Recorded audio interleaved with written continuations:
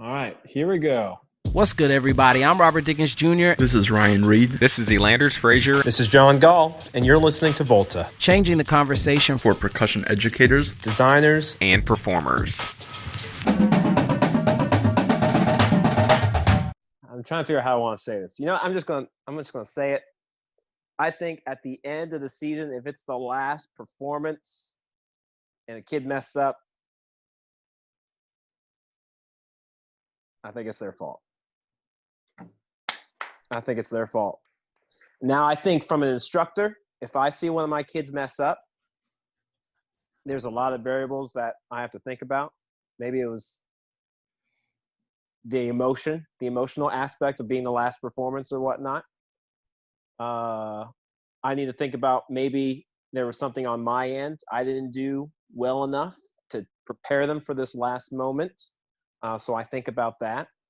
And then I just think about maybe it's that kid didn't do enough on their end. Okay. So let me ask you this. Go ahead, John. I got a question to ask you once you finish. I know, that's fine. Okay. And I think it's because that's a part of my competitive spirit as well. In that, at the end of the day, you have a job to do. And there's a lot of variables that can affect that job, but at the end of the day, you have a job to do. And that's just how I see it. All right. Bring me the hate. I'm ready. Hit me hard. All right. Would you then make the assessment that you demand perfection from your students with that mindset? Yes, I have unrealistic expectations. And I've been told that by many people. And that is something I'm trying to work on. And I think in that moment, I would not go up to that student and say, "You're a terrible person, and I hate you, and it was your fault." Because that kid is going to know in that moment how they feel, and I don't need to say anything. Instead, you need to think more broader terms about the entire experience, the progress they've made.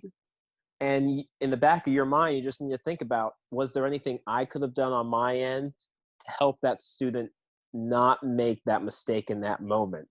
Or were there variables out of my control that you just have to just accept, right? So then, those are things you learn, and then you just try again next year, teach the kids maybe the same thing, but maybe you wouldn't bring that up and like, "Hey, Jimmy messed up at this spot, and here's why." No, you take what you've experienced with that student and that experience and in that moment, in that context, and you try to help prepare students in the future so that they don't have to feel that discouragement if they do feel that for whatever reason. All right, hit me some more. I'm ready. Keep on yelling at me. I'm ready. All right. So then come on, E. I know E's angry at me. And I'm not angry at you, but you bring up a very interesting point of view because I don't think you're alone in your thought process. Nope. But what I'm trying to discern is I'm trying to get you to an empathetic moment to where your thought process considers the alternative. Because right now your thought process dictates that if somebody makes a mistake at the end of a long, arduous process of preparation, then it falls on them. It's their fault. Yes. So then my question is, as an educator, right? Let's say this as an educator, if it was your child, your personal child, not the student you were teaching, but your blood and your flesh. Okay. And you were the instructor, outposed from you. How do you counsel your own blood and flesh when their instructor thinks and has the mindset, ultimately, if after all this preparation you still made a mistake, it's your fault? How do you coach your child given that information? You teach them to accept it, learn from the experience, and move on. I think there's a point that needs to be made here that even though something can be your fault, it doesn't necessarily mean that it's deliberate. Exactly. And I totally agree with that. That is your fault, and that's something that you can take ownership of. But at the same time, you can also you can always let yourself off the hook to know that it was not deliberate. I don't think any kid is going on that floor or field and trying to like, just tick their butt off and just Right. embarrass everybody. Like, Yeah, why I would agree with you that. show up for all these 9-to-9s, show up to all these rehearsals, pay all this money, be on the road?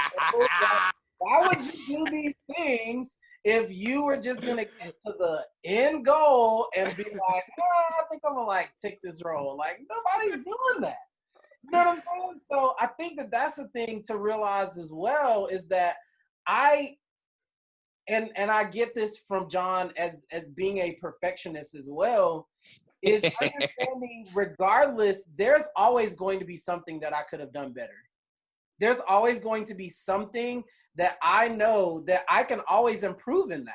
Like that's the allure of being competitive, of being artistic, of chasing this perfection. I want my students to try to be perfect. But I feel like the thing that's interesting and that makes that as the human element to it is that our is the journey of trying to achieve that, and the falls and some of the mistakes that happen. I feel like that's where the emotion kind of lies, in that everybody as a human being is trying to not make mistakes. You know what I'm saying? But like that striving to try to do that, I feel like there are great performances in that, and the great performances make the striving to try to do that actually interesting, or they make their mistakes interesting. You know what I mean? Because the performance is so great. Because I mean, we can think of tons and tons of performances that we've seen that are, technically there are errors in there. You know what I mean? There are parts in there and pockets in there where it wasn't like exactly great. Like one of my favorite tapes is of the Blue Devils 1996 judges tape, where I don't know if it was Alan Christensen or Jeff Prospery. Probably wasn't Jeff Prospery because he was doing Phantom, I think, around that time. Where the judge says, wow, little gray on that roll, but everything else you played was so great, I don't even know if I'm correct about that. You know what I mean? It's like, it's everything else I feel like that's my bar of perfection, is like everything else that my students are doing is so great that even if something is a little bit out of place, it's kind of like, I can kind of forgive that. Like it wasn't deliberate. Maybe it's not as clear as you want it to be, but no performance is going to be perfect. And I don't think that perfect is even that interesting. It's kind of boring and flat, to be honest, because it doesn't have a human element to it. And Well, that's, go ahead, Ryan. And perfect is such an interesting word in what we do. And I had this conversation at WGI finals last year, where I was with a group that was on the verge of doing something really special for their group, and we got out of semifinals or prelims or whatever and didn't quite place or score where we wanted to be, and we just sat down. I didn't have this conversation, but somebody else did, and was like, what is perfect in our activity when the shells of the drum are not made the exact same? When the rosewood on the keyboards is not the exact same, when everything, like, you don't know if a little bubble developed in the mold of the vibraphone bar. So like, what perfection is, you can't get 100% in this activity. You can get a score of 100, but the score of 100 just means that that is the best thing that person has ever seen. That doesn't mean it was perfect, because there was one year, I forget when it was, Blue Devils got a perfect score in color guard and had 2 drops. 14, I think, Fellini. Maybe. That sounds about right. Yeah. But like, that wasn't perfect. It was just the greatest thing anybody had seen. And again, especially in percussion, not every bar of rosewood is the same on every single instrument, or synthetic bar is the same on every single instrument. And when you're looking at the high school level, you probably might not even have matching equipment in your front ensemble or your battery. And at that point, like, any one given keyboard brand doesn't sound like another one. So you want these kids to be perfect, with only having the tools to get them 90% of the way. So I'm not saying that should lower our expectation of them, but it brings up an interesting take on what perfect is, because we can't achieve perfect, but we can achieve maximum. Like the maximum we can get out of kids, the maximum we can get out of a group, the maximum score. But like perfect is, in theory, unattainable, because not every drum is made the exact same. You're not cloning 8 specific snare drums for a group if it's that big. You've got 8 different snare drums that were cut from a different part of a tree, maybe a different tree, maybe there's a dead spot in one of them, So it's perfect is always a word that gets my brain perked up, and it's like, let's talk about that with our students, because what is perfect? Perfect is just maximum. Sorry, John. No, it's my fault. I'm jumping in too soon. Go ahead. I really liked how you said maximum. Personally, I think from an individual standpoint, I think perfect is achievable. Yes. But the moment you start combining it with other things, it's not. You can only do a maximum. Mm-hmm. But then that begs the question, if you can do individual perfection, why can't you do combination perfection? Because there are already other factors, like he said. Exactly. There are factors out of your control. Yeah, there's always factors out of your control. And I think that at the end of the day, it's really not going to matter. Even if you actually had a perfect performance, I don't think that people would even perceive it as being that. They're just going to perceive it as, oh, this is great. But again, it's not something that, like you said, you can't really quantify it like that. Well, sorry, John, go ahead. It's all right. You go. No, it's also when you look into the music production side of things, like when you quantize something so to the grid, yes, that it doesn't feel natural. Like we don't perceive it well, because it doesn't feel anything other than like mechanical. So when we take music and literally perfect it, it doesn't feel natural. Yeah. It takes So away we got to make it to where it feels good. Yeah, we got to make it to where it feels good, and we maximize that feeling that we're trying to achieve instead of the quantization of it. Yeah. All right, E, what else? Keep on throwing the shade at me. I'm ready. No, I'm not throwing shade at you, John, because as a parent, because I'm right. No, I'm trying to learn and grow as a parent, because at some point my daughter's going to join something that offers some level of competitive success, and I will have to talk to her about what that competitive success means to her, because inevitably, just like every child, she will come home crying because she did not do her best, and I'm going to have to justify to her in her mind what her best means to her, whether it was her coach's best, was it her best, was it, me and my wife's best, like what actually is the reality of her situation versus what she's feeling, right? Because if she has a coach like you that demands perfection, then I have to be able to have that conversation with her. Her mom demands a lot of perfection out of her in terms of her schoolwork. You know what I'm saying? Like, there's all these different varying levels, and I feel like in order to better equip myself, I have to have these conversations before it gets to the point to where I have to have these conversations with her. And I hate to always throw her in here as like my white flag of, but when's she joining the podcast, man? Yeah, eventually. But like those are things that really like I think about. Like it really takes up a good portion of the thoughtfulness that I have in the day, is every action, moment, thing that happens in her lifespan. I'm trying to catalog those experiences to help her draw from them as she gets older.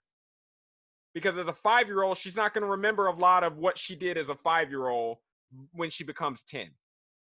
So I'm cataloging to make sure that I've got adequate examples over her lifespan of things that will help her in the future. Because I feel like as a parent, I'm now in that supportive role. It's not really about me more so than is preparing myself to be about her once she gets to that age or realm where the reality of her situation will be so clouded with all this other stuff coming at her. I need to be a place of peace that I can bring sense and calm to the turbulent situation that she may be in, because that's what my mom did for me. Anytime I felt like my world was like crumbling around me because of all the situations, I literally could go have a conversation with my mom and everything would be like back on, like I would see like the sandstorm like settle, where I felt like I was suffocating. You know what I mean? So I feel like every conversation that I have is trying to figure out what it takes to be able to do that. Because I know I don't know all of it myself, and I know I'm surrounded by a group of smart individuals, and I'll be able to watch these back and take all this information back from you all. But also, like, us being able to have this conversation will allow other people that may be listening, watching, etc., to think about the conversations that they're having amongst themselves and with their friends and with their co-educators, etc., on what are they doing to prepare themselves psychologically for the conversations that they're going to have with their students, how their experiences come into play, and then how they can continue to move everything in a forward motion without it being a detriment to society, essentially.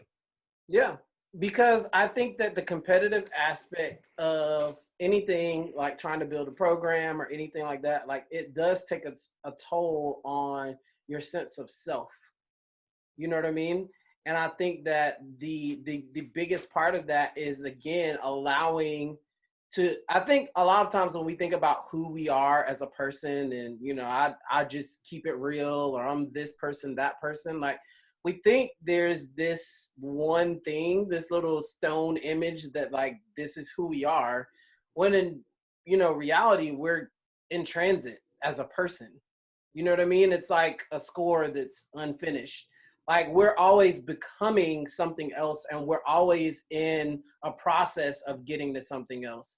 And I think that with our students, specifically with learning, like, I feel like our students are attracted to that quality in us as educators, that they can see our trajectory and they see that we're becoming something, and that we're okay with things that we would consider flaws in certain contexts, that we're okay with that, and that we understand how to grow through that. I feel like that is that life lesson that you were talking about, is that, okay, yeah, that might have been a flaw in context, but in this particular context, but it could have been a setup, you know, in another part of your life that actually propelled you to be something a lot greater. So I think that, like you said before, the psychological aspect of being an educator or being a student, like, this helps us to, and even being honest about it. You know what I mean? Like, I had to be honest a couple years ago with my students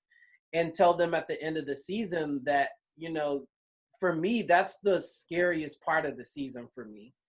And the reason why it's the scariest part of the season is because I always have to face the fact that I cannot do anything else about this show or this product. I can give them every single thing that I can give them, educate them, give them the best staff, make sure that the logistics are run well so that they're not freaking out, make sure everything happens the way that I can make it happen. And then I have to, again, every show, put it in their hands. And I have to allow them to have the power to make the decision as to how good this is going to be, no matter how much I want it to be on a high level, no matter how, because I think that we can all say that we try to do world-class work no matter where we go as an educator. And we can all say that it is true that there have been instances where we've had groups that are not a reflection of the level of education that we've given our students, that are not a reflection of the level of care and concern, or even a level of the design that's been given to them. You know, they don't reflect that. But I think that that is something that we have to face on a consistent basis. And as we face that and we're open with our students about that, then they get the courage to say, you know what, I think I can face the fact that I'm going to try my best to do this, but there are certain things that, like John said before, are out of our control, that something may happen out of my control. But even though something may happen out of my control, that is not the end of my story. That's just one thing that happened in context. So that allows me to, like you said before, it allows me to get over it at the end of the show and recognize, hey, this is totally cool that I'm doing this activity that a lot of other people don't get the opportunity to do. And, you know, I can get over that one blip, you know, in the eternal or bigger spectrum of like actually what's happening. So I feel like that's a moment for us, which I feel like is important as well, to be an example from a psychological standpoint. Because I'll say this before, you know, I just pass it on to whoever else.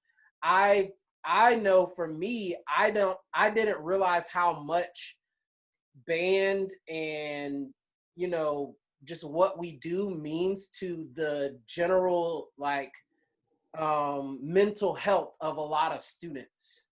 You know what I mean? I've never, since this COVID-19 thing, like I've never had so many students message me on Slack and everywhere else and be like, oh my God, I just miss you. Like, can you just do a Zoom so we can all say, hey, like, can we just do something so that we can all like be in the same space together?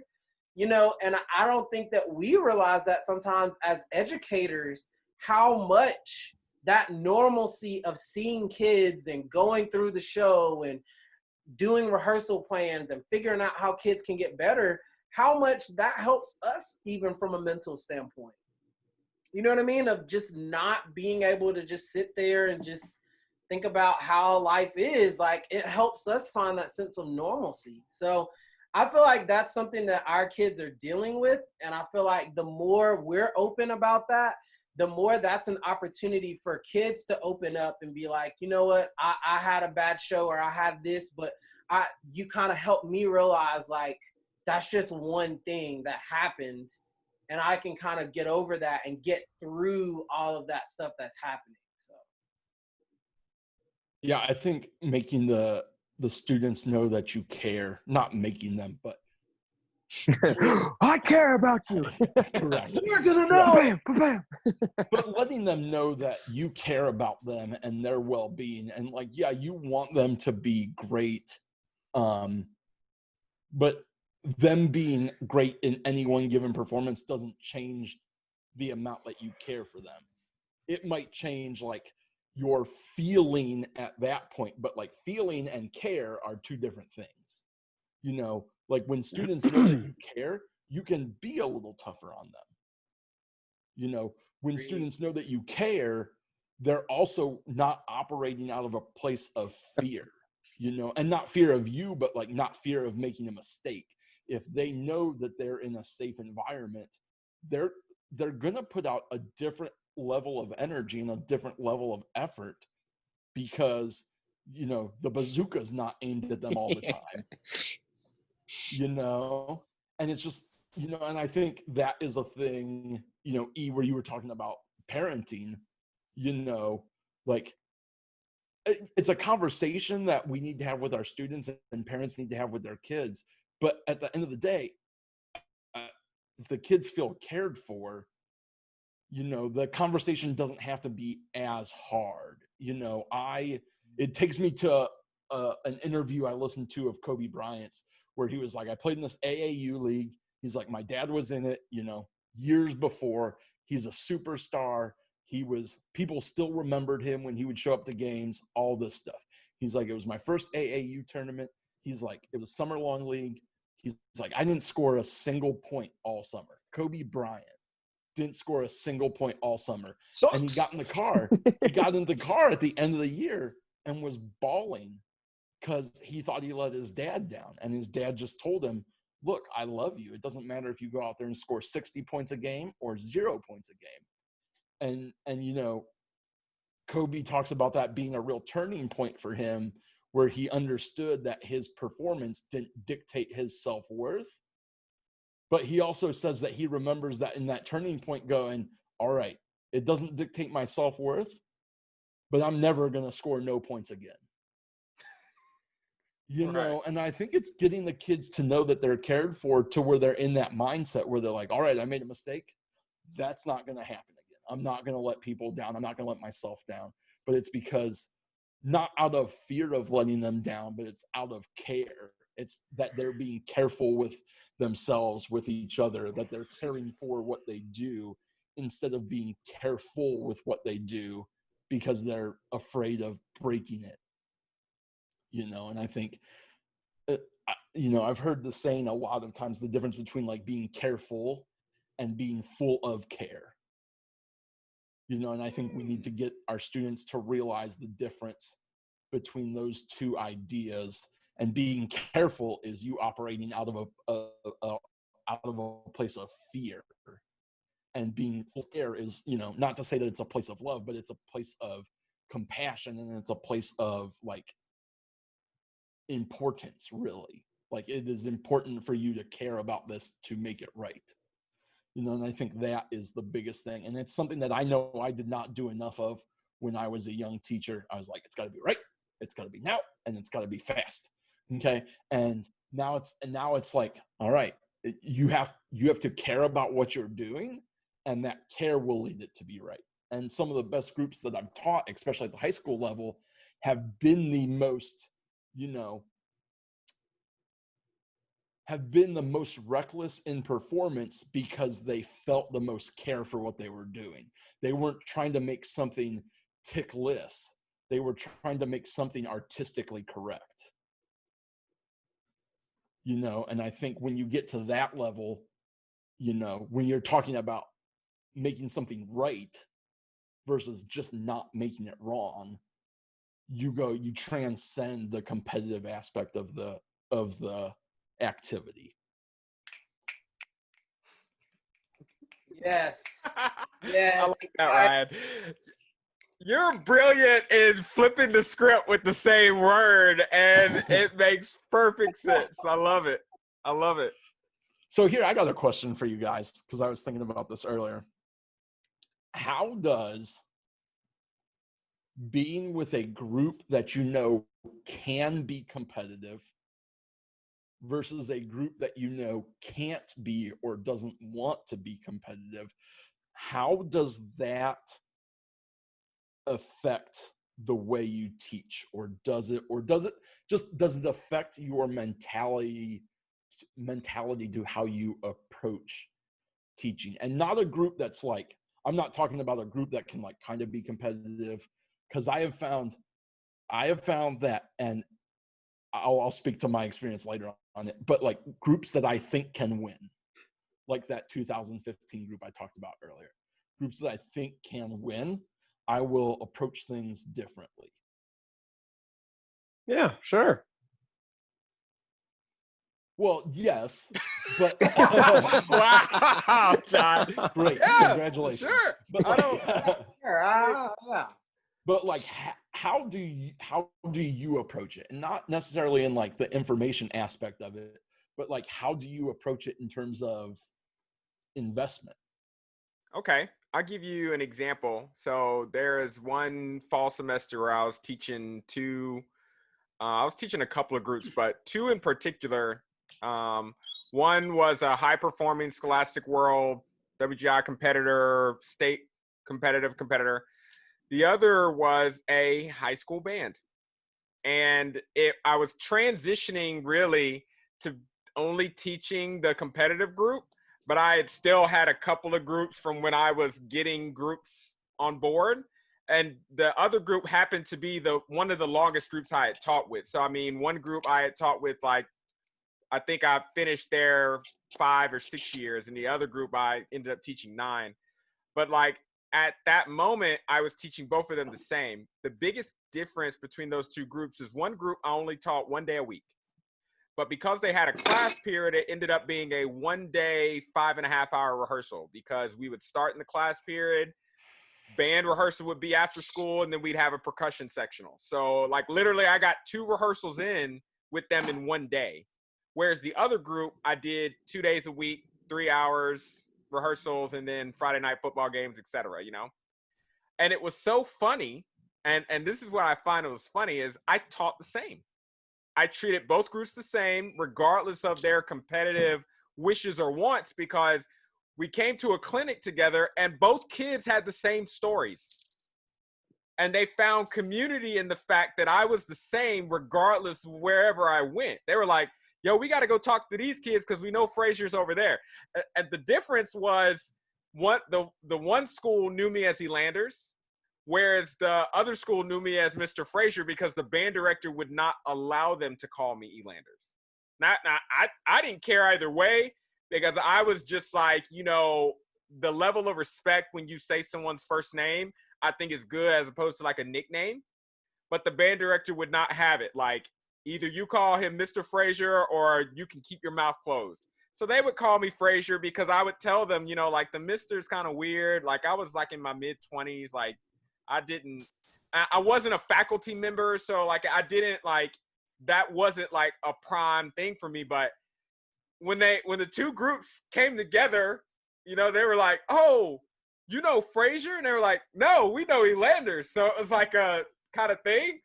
But they both had the same stories about chop outs. They both had the same stories about running in preparation. They both had the same stories about accountability, like how we learned music to get like, because they could share that, like I thought it was such a beautiful thing, but it kind of demonstrated to me like I never alter my approach based on the group. I let the kids dictate how far they're going to let my approach take them.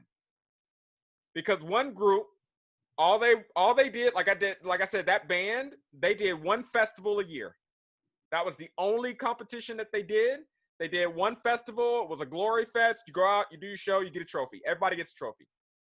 Fun, right? The other group, high performing, lots of competitions. We went to the state competition at the end of the year, et cetera, right? Yeah. But the education level, like I said, of what I would give them was the same. I will say the high competitive group got further along on my information chain because they wanted more information that I could give them.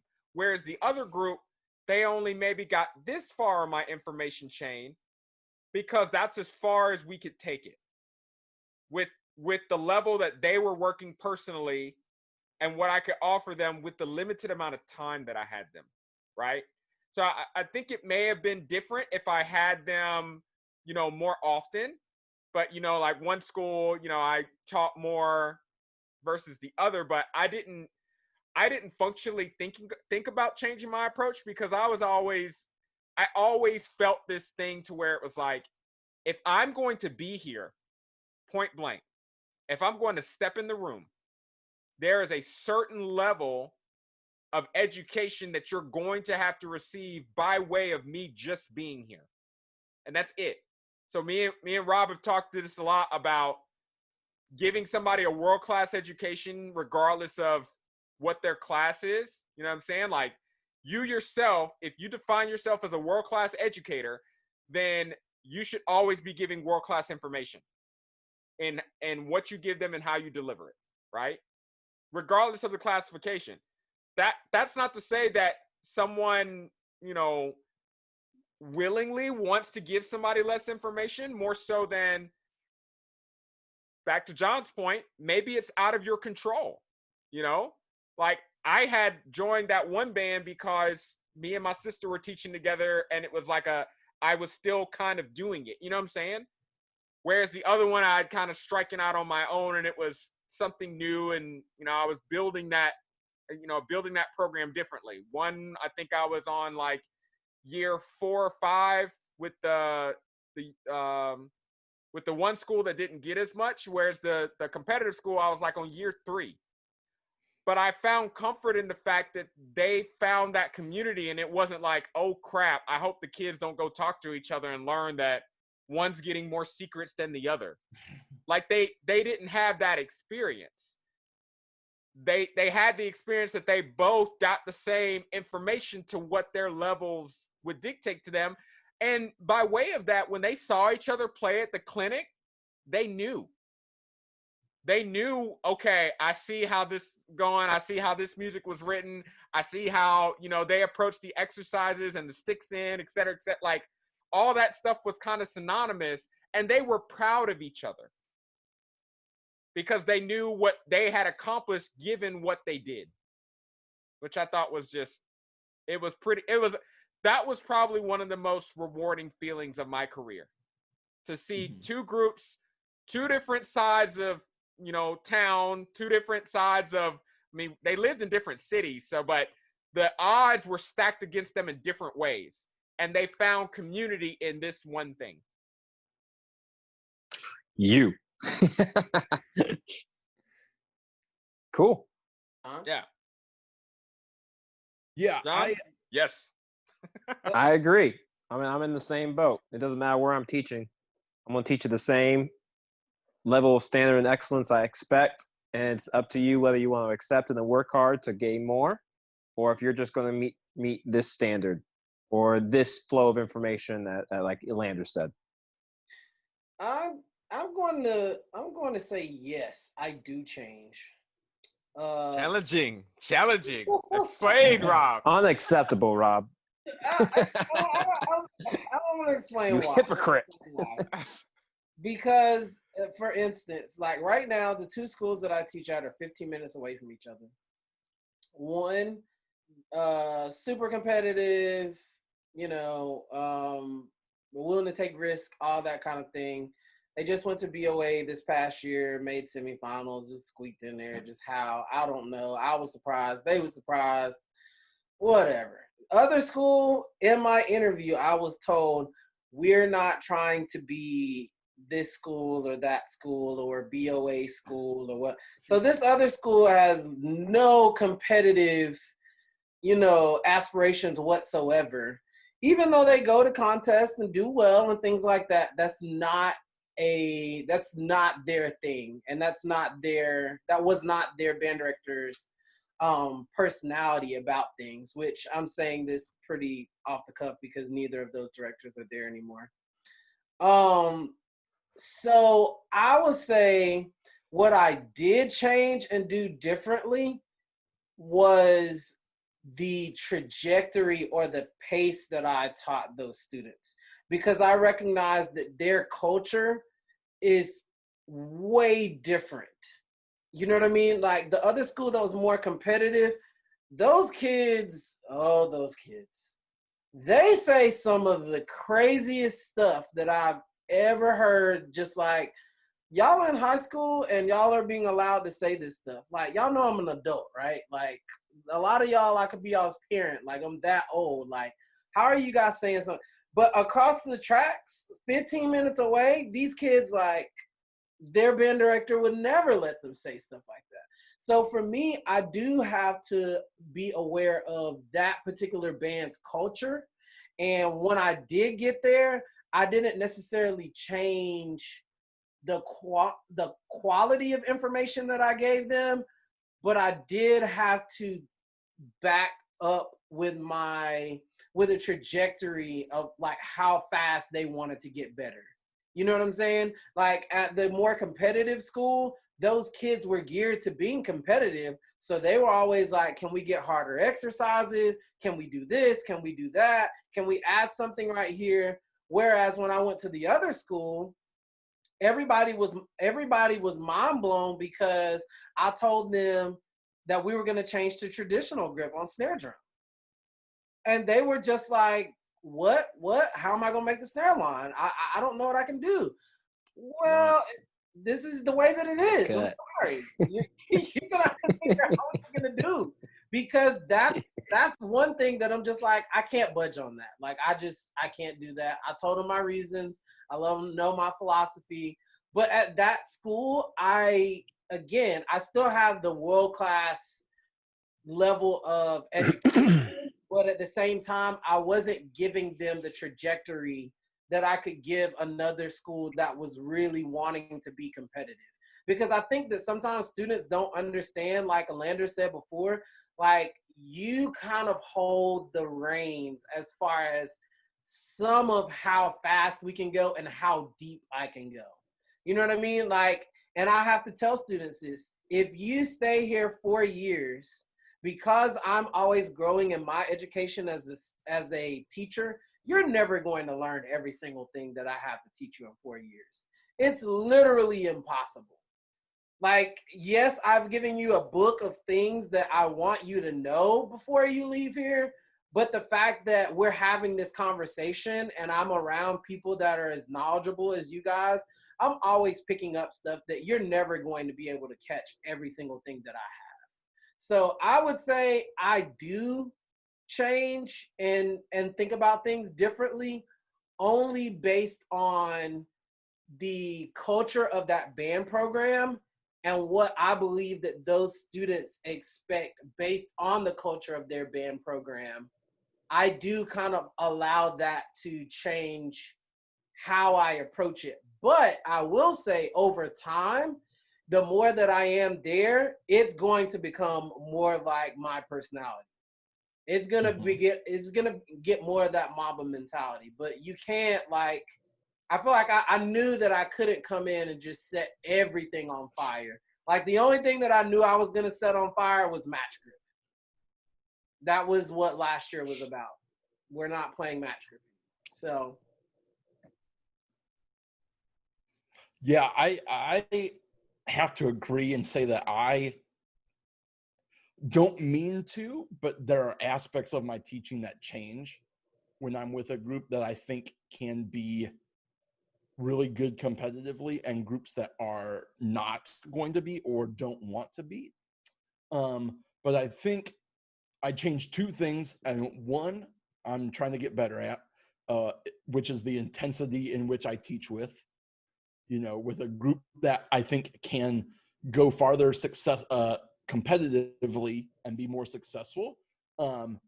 I will sometimes be a little bit more assertive, and a little bit less, not a little bit, a lot less understanding with students. And that is something that I know and have realized and I'm trying to work on, because I think every kid needs that level of understanding from us. And again, going back to the care thing, not operating from a place of fear, but operating from a place of wanting to make things right.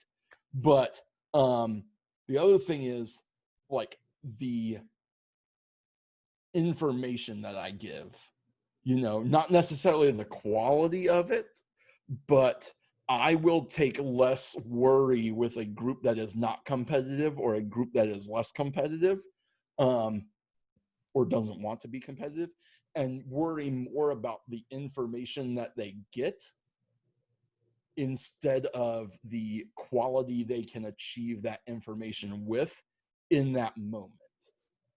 Because especially in Ohio, demand is not on the drum sheet in the one circuit that has percussion. Well, both circuits have percussion, but demand is not on that sheet. And in the circuit in the circuit that I'm in right now, the percussion judge isn't even on the field or near the field. He's up in the box. So, which creates some issues when they're up there, because they want to hear the drums and the music judges want to hear the band. So that's always a good conversation to have with drum judges. But I worry less about the quality they can achieve that information with, because I know in a year or two, and I experienced this a couple years ago when I was teaching a competitive band and a non-competitive band, that the non-competitive band, by the time I got 3 years in with that group versus the same 3 years, even though I had been at the competitive group longer, the show band could play more.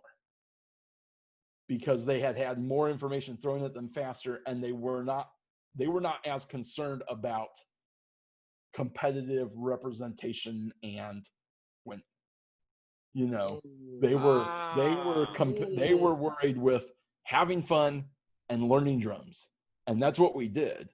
So I feel like they got more information from me in a faster manner because I took less into concern the quality in which we had to achieve it with. I thought more long-term of like, if I can teach these kids all these things, they're going to be better in concert band, they're going to be better in this, they're going to be better next year.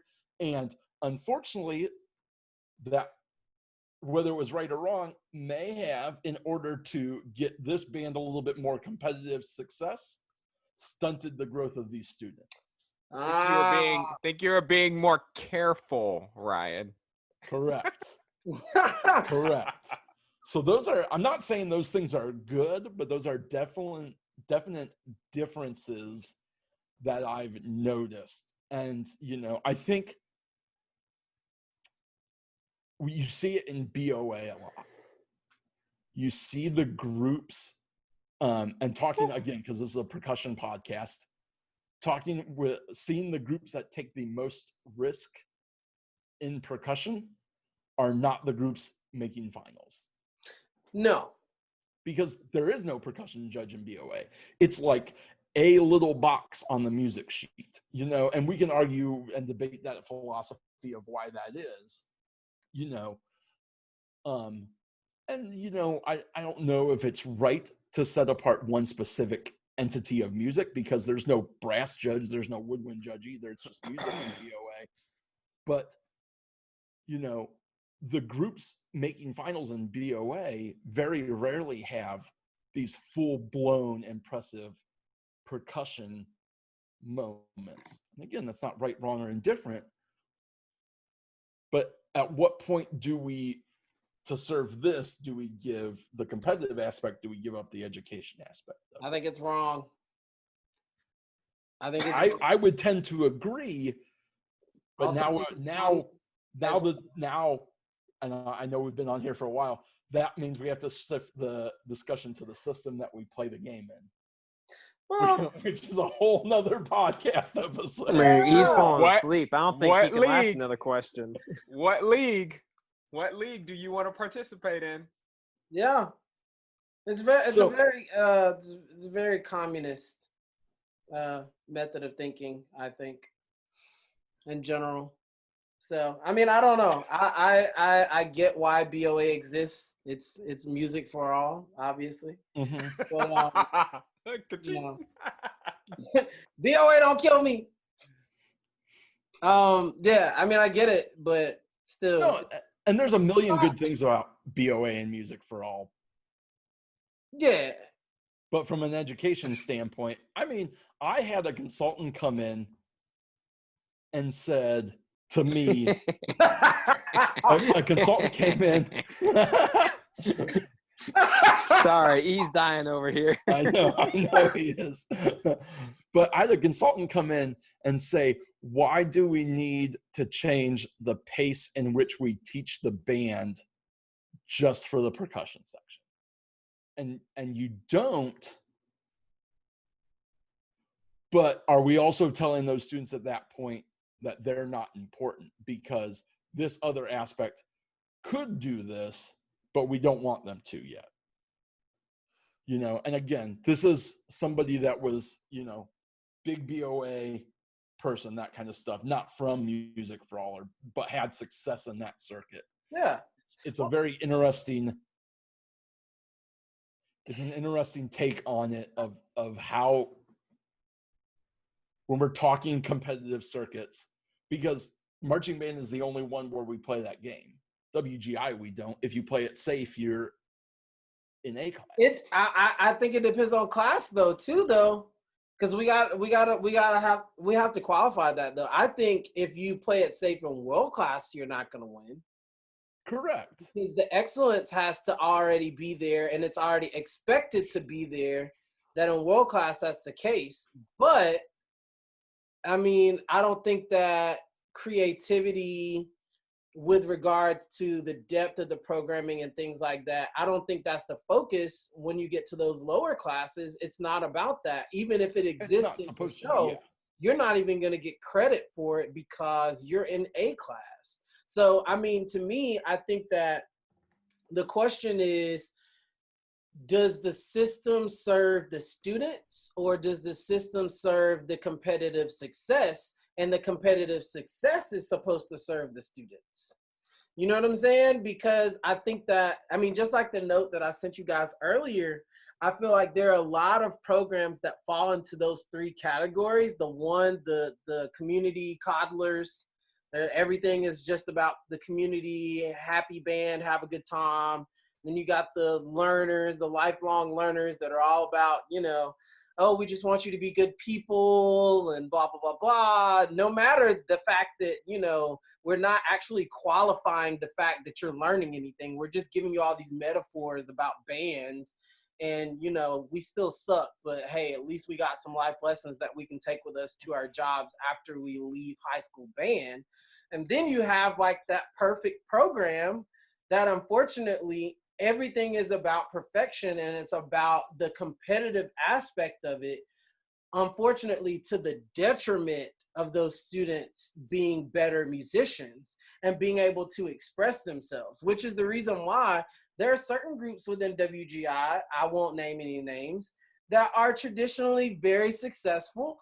I think their programs are great, obviously, because the excellence is very high. However, from an emotional standpoint and from an intrigue standpoint or creativity, I don't look to those programs to inspire me to try something different, because there's nothing there that says, I wonder, are they going to be able to pull that off? How is this going to work? When you see a group come out there and put like, you know, 40 chairs on a floor and they got to move around and do drill, you're thinking, how is that going to work? When you see Mystique start out with all of their keyboards on the back of the floor, you're wondering, how is that going to work? Whether you like the show or not, there's still a human element of this person's taking a risk and trying something new. So the question is, again, is life about getting the mark correct? And is that what we're teaching students by only trying to do what's going to do well competitively? Or are we teaching students that it's about our own self-identity and expressing that self-identity in a way that hopefully has the possibility of being commercially successful, but at the end goal is your own self-identity? Because I do agree it's an X and Y axis thing. You know what I mean? It's not one or the other. Like, it's your own personal satisfaction, but also where does that meet within the marketplace of being successful? Because, I mean, you can't be a starving artist and be homeless. You could, but I just don't do that very well. I don't do broke very well, and I don't want to be at the rescue mission or wherever else, you know, sleeping at the Y or whatnot. So, I mean, I think we have to teach students to balance that. And I don't think it's a either or answer. I like it. That's a whole nother conversation. We need to have a whole nother It really is. Well, I would like to take this opportunity to thank everybody, and then thank everybody here that's on the podcast. And if you're watching video-wise, you know, I think one of the strengths that we have is just kind of putting it all out there, not really holding back what our opinions are, and making sure that we own up to who we are. You know what I mean? Like, we owe it to ourselves to speak our own truths. And I think we do that quite often here in this platform. But I think where we come together is surrounding around how can we use all those differences, et cetera, to push education in our platform and activity forward. So thank you guys once again. I'd like to thank everybody for listening. If there are things that you want to hear us talk about in the future, you can definitely send us an email at voltapercussion@gmail.com, and you will see that. It's literally posted when we post the podcast and in the links down below for the YouTube video. So Without any further ado, Mr. Ryan Reed, Mr. Robert Dickens Jr., Mr. John Gaal. My name is Elanders Frazier. Thank you so much, and we'll see y'all in the next one.